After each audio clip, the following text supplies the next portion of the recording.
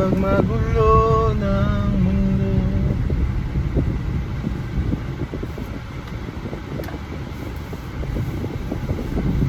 City driving.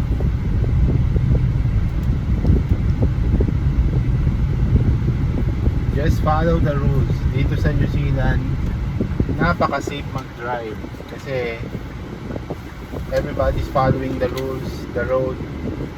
They have advanced safety notice, kaya alam mo yung kailangan mong gawin. Eyes on the road.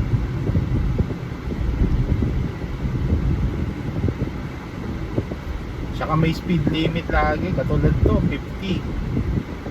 So kailangan mo lang sundan. So yun lang sa New Zealand, make sure that you follow the rules. Wala kang magiging problema in driving. The roads are safe. Drivers follow the rules and ingat lang tayo.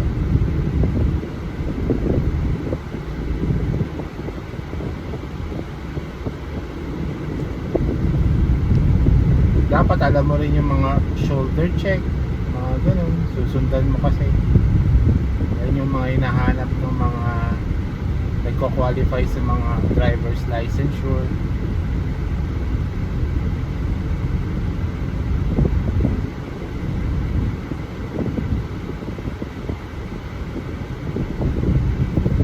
Yan, stoplight, gotta stop.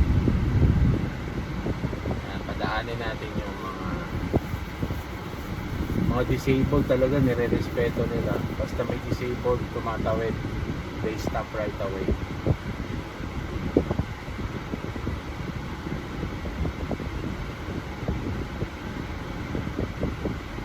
Okay, let's go. It's green.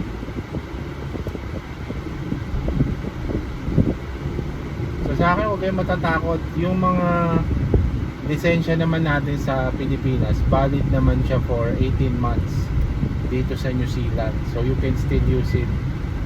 Pero yun lang, maganda kumuha ka na rin ng New Zealand driver's license para magamit mo ng tuluyan. Let's see.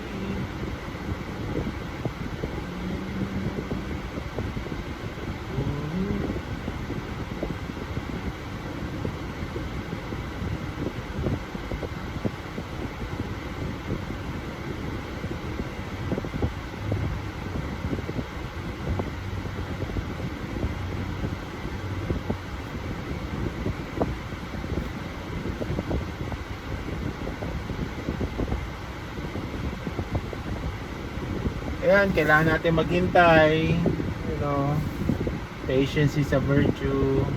Red light pa. Pero okay lang. Tahimik dito sa New Zealand. Pag sanay ka na sa business ng Manila, you'll say, boring dito. Pero kung mas gusto mo yung tahimik lang, chill lang na buhay, okay na okay dito. No complications. Walang motorsiklo sa daan. Hindi stressful mag-drive. Wala kang ingatan na blind spot na baka mayroong sumulpot na, alam mo yun, ng mga motorsiklo. So, maganda rin na konti pa lang tao dito. 5 billion sa buong bansa. Mas malaki pa nga Quezon City. Mas populated pa lang Quezon City. Okay.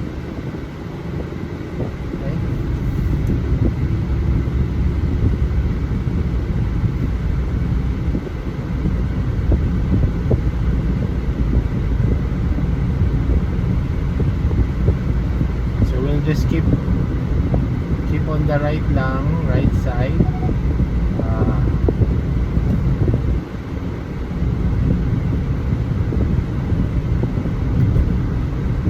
Daan lang ako sa simbahan.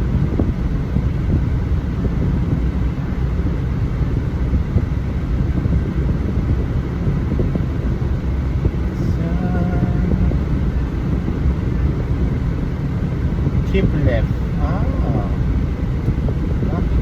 Okay. So maganda rin yung mga safety features ng sasakyan. they keep you safe, lalo na pag nawawala ka sa linya, may alarm, so maganda. Dito, and we're here at the church.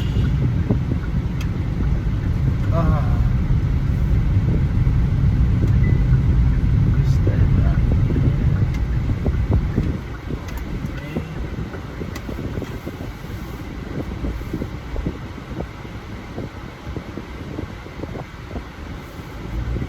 Yep, dito na tayo sa simbahan.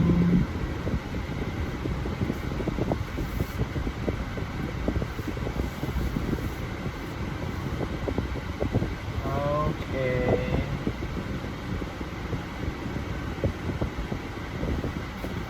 Okay. Parking, okay.